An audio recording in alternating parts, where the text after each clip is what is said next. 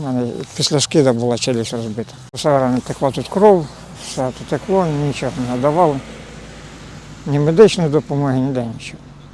Мене привезли то на один погріб, потім якийсь другий, і все время глаза закриті.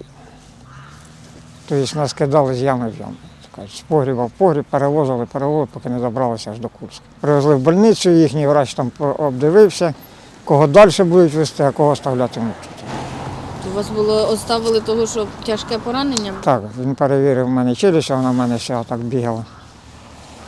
То каже, ми його оставляємо тут. Надавали допомогу там, ну, щоб хорошу допомогу ні. Прийдуть, перемоталися, як так, уколи, кров брали, перев'язалися, як так, та й все. Щоб знущатися, не знущалися, а морально, так. Да.